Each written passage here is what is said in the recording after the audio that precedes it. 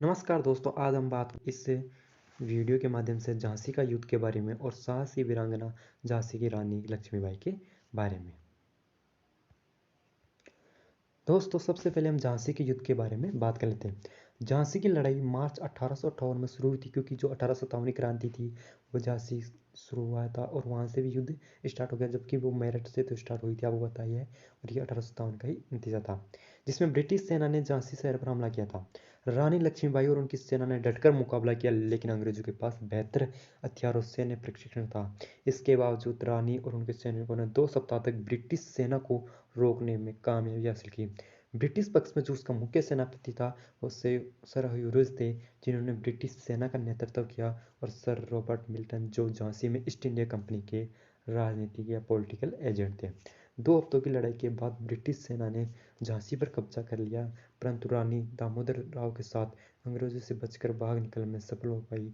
रानी झांसी से भागकर काल पे पहुंची और तांता टोपे से मिली। तांता टोपे और रानी की संयुक्त सेनाओं ने ग्वालियर के विद्रोही सैनिकों की मदद से ग्वालियर के किले पर कब्जा कर लिया।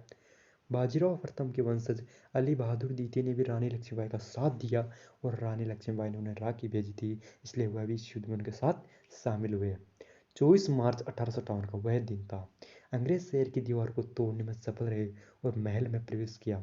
इसके साथ ही अंग्रेजी सैनिकों में झांसी में लूटपाट कर दी, शहर पर अधिकार कर लिया और उनके खिलाफ लड़ने वाले कई भारतीय सैनिकों को मार दिया।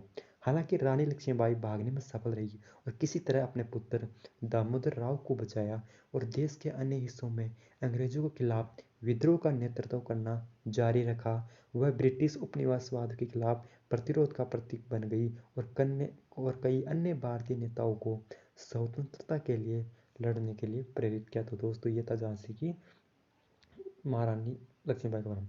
अब एक हमारी जो लेखिका थी उस समय सुभद्रा कुमारी चौहान ने भी इसके बारे में लिखा है, तो वो मैं पंक्तियाँ आपको बताना चाहता हूँ कि बहुत ही अच्छी पंक्तियाँ लिखी है।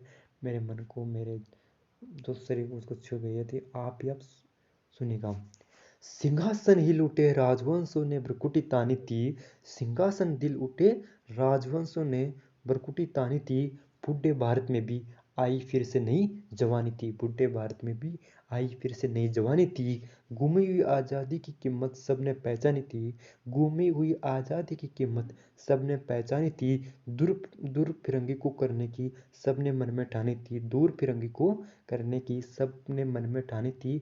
चमक उठी सन 57 में वह तलवार पुरानी थी, चमक उठी सन 57 में वह तलवार पुरानी थी।